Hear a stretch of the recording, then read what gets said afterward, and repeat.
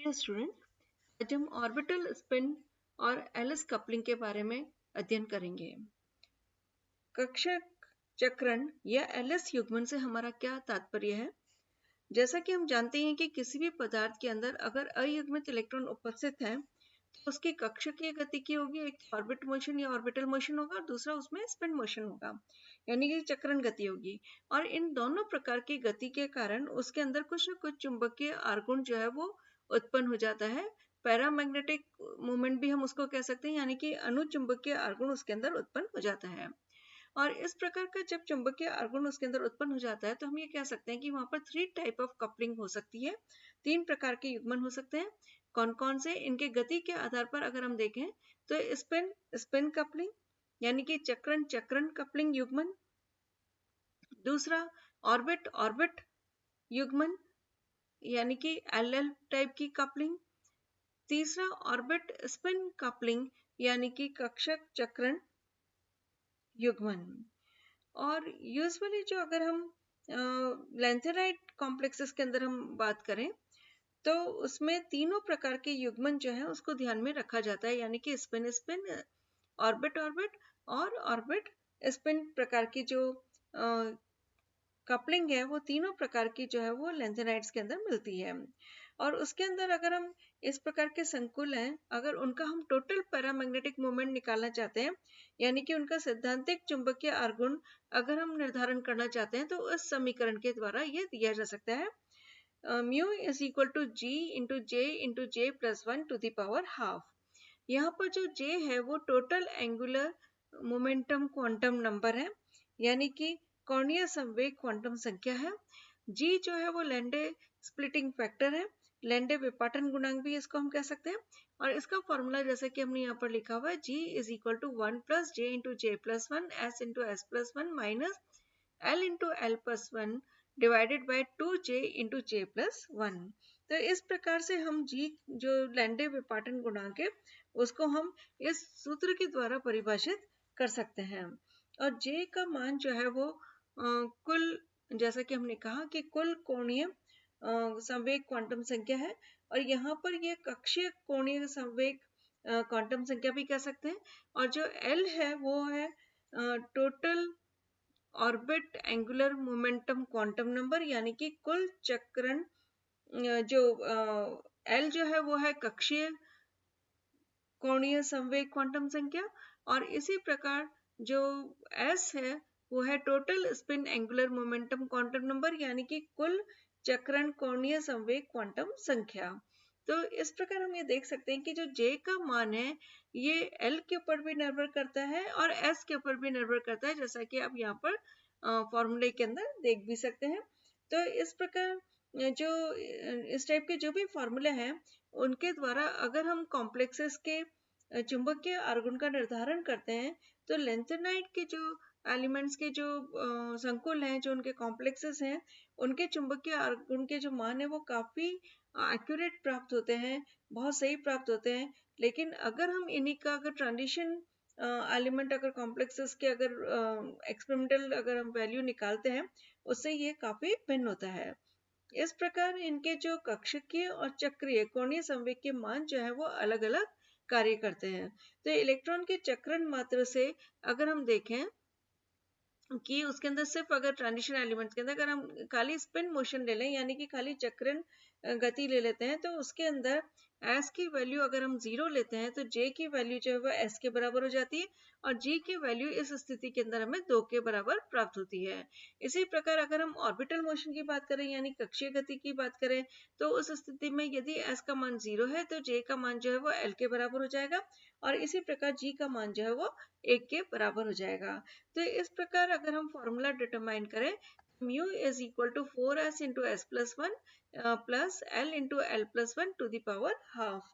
और इसके अंदर हम ये अगर देखें कि इसमें अगर जैसे हमने अगर ये अज्यूम किया कि कक्षीय योगदान नहीं है संक्रमण तत्वों के अंदर, यानी कि ट्रांजिशन एलिमेंट्स जो है फर्स्ट सीरीज के, वहां पर हमने ये कहा था कि इनका जो कंट्रीब्यूशन ड्यू टू जो ऑर्बिट मूवमेंट है वो बिल्कुल नेग्लिजिबल हम मान लेते हैं।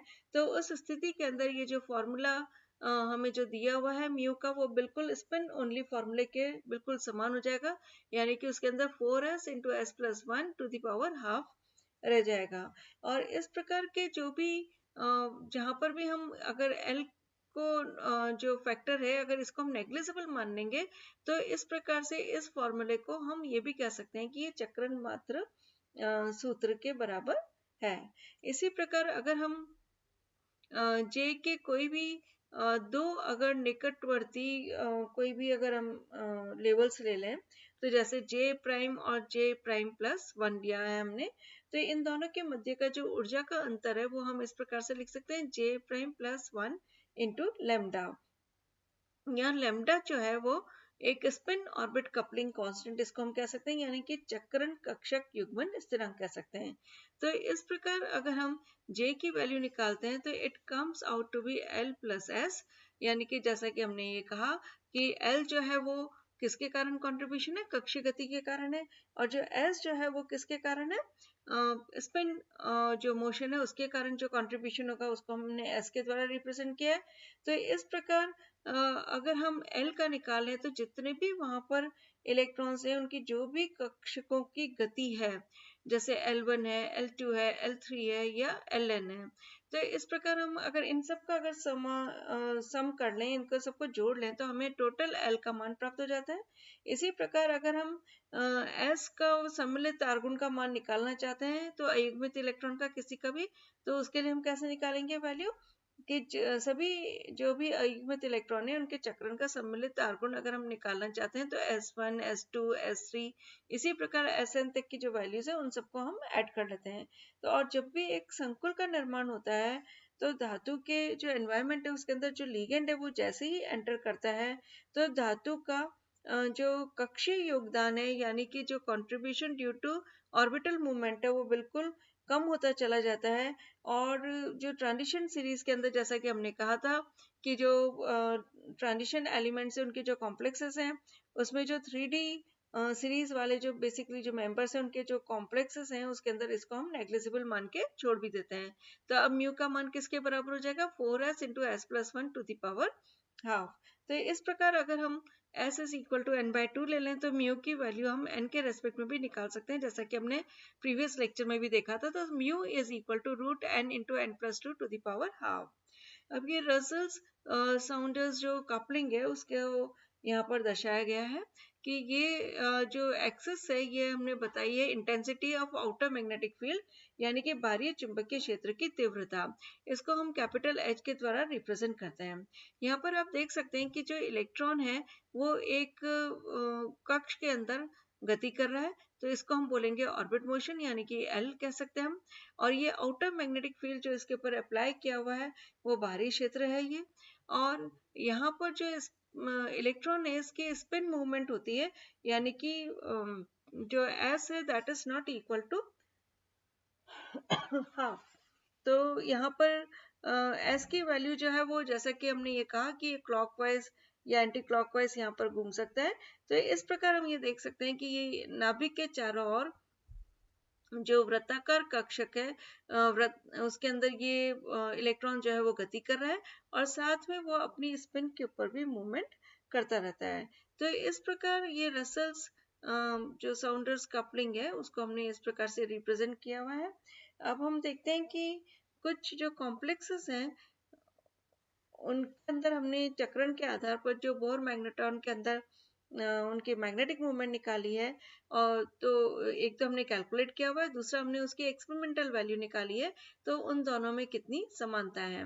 तो सबसे पहले हम कॉम्प्लेक्स मेटल आयन लेते हैं, फॉर एग्जांपल टाइटेनियम 3 पॉजिटिव और कॉपर 2 पॉजिटिव। जैसा कि आप जानते ही हैं कि दोनों के अंदर जो नंबर ऑफ अनपेयर्ड इलेक्ट्रॉन्स है, अयुग्मित इलेक्ट्रॉनों की जो संख्या है वो 1 के बराबर है। उस स्थिति के अंदर अगर हम 1 रख लेते हैं तो mu is equal to n into N plus two के द्वारा हम जो कैलकुलेट करते हैं उसका मान आता है 1.73। जैसा कि हमने पूर्व में कहा था कि इसकी जो यूनिट है वो बोर मैग्नेटॉन रहेगी, और जो इसके एक्सपेरिमेंटल वैल्यू जब हमने निर्धारित की तो 1.9 से लेके 2.1 के बीच में इस प्रकार के कॉम्प्लेक्सेस की हम ज्ञात होती है। इसी प्रकार अब वेनेडियम 3 पॉजिटिव या निकल 2 पॉजिटिव ले लिया हमने। अब इसमें नंबर ऑफ अनपेयर्ड इलेक्ट्रॉन्स कितने हैं? 2 है। तो अब अगर 2 के आधार पर अगर हम निकालते हैं तो कैलकुलेटेड वैल्यू जो आएगी वो 2.838 आएगी। और इसी प्रकार जब इसका एक्सपेरिमेंटल वैल्यू का निर्धारण करते हैं, यानी कि प्रायोगिक मान का निर्धारण करते हैं, तो ये आता है 2.9 से लेकर 3.8 के बीच में। इसी प्रकार आप देख सकते हैं कि क्रोमियम 3 पॉजिटिव और कोबाल्ट 2 पॉजिटिव है। इनमें नंबर ऑफ अनपेयर्ड इलेक्ट्रॉन्स 3 है। सो इसकी वैल्यू जो आ रही है वो 3.87 बोर मैग्नेटॉन आ रही है। और अगर हमने इसका एक्सपेरिमेंटल वैल्यू निकालते हैं तो ये 4.2 टू 5.2 के बराबर आती है। इसी प्रकार आप देख सकते हैं कि इन एग्जांपल्स में chromium 2 positive, manganese 3 positive, Fe2 positive के अंदर total number of unpaired electrons है वो 4 है। तो इस प्रकार इसमें जो कैलकुलेटेड वैल्यू हमको प्राप्त हुई वो होगी 4.90। और जब हम इसके एक्सपेरिमेंटल वैल्यूज निकाली तो ये लगभग 4.9 से 5.5 के बीच में ज्ञात होती है। इसी प्रकार हम देख सकते हैं कि Mn2 पॉजिटिव है, Fe3 पॉजिटिव है। तो इसमें नंबर ऑफ अनपेयर्ड इलेक्ट्रॉन्स जो है वो 5 है। और जो कैलकुलेटेड वैल्यू अगर हम निकालेंगे इसकी तो वो आएगी 5.90। और जब एक्सपेरिमेंटल वैल्यू हम इसकी निर्धारित करते हैं तो ये it comes out to be in between 5.7 to 6.0। तो इस प्रकार हम देखते हैं कि हम डिफरेंट कॉम्प्लेक्सेस की मैग्नेटिक वैल्यू हमने पहले कैलकुलेट की, और उनकी जब हम एक्सपेरिमेंटली वैल्यू निकालते हैं तो ऑलमोस्ट उसके अंदर सिमिलरिटी हमको मिलती है काफ़ी हद तक। तो इसलिए हम ये कह सकते हैं कि जो भी आयन है जब इनके हम निकालते हैं, जो मैग्नेटिक मोमेंट निकालते हैं, जो थोड़ा बहुत भी जो डिफरेंस आता है उसको हम डायमैग्नेटिक करेक्शन के द्वारा सही कर सकते हैं। कि जो भी वैल्यू हम निकालते हैं उसके अंदर की प्रति चुंबकत्व जो है पदार्थ का एक मूल गुण है, और वो अनुचुंबकत्व की दशा के अंदर ढक जाता है। इसीलिए प्रति चुंबकीय जो संशोधन है कि डायमैग्नेटिक जो करेक्शन है वो जरूर से होने चाहिए। उसको हम किस प्रकार से रिप्रेजेंट कर सकते हैं कि इकाई प्रति चुंबक मतलब कि जो डायमैग्नेटिक है इज इक्वल टू इकाई एटॉमिक संशोधन और प्लस और वो वन संशोधन। तो इस प्रकार अणुचुंबकत्व वाला का जो मान है वो किसके बराबर होगा? प्रायोगिक माइनस प्रति चुंबकीय। तो इस प्रकार इसके द्वारा हम प्रति चुंबकीय संशोधन कर सकते हैं, यानी कि डायमैग्नेटिक करेक्शन भी इजीली कर सकते हैं। Now orbital contribution to magnetic moment, कक्षक आर्गुन का योगदान चुंबकीय आर्गुन में किस प्रकार से रहता है।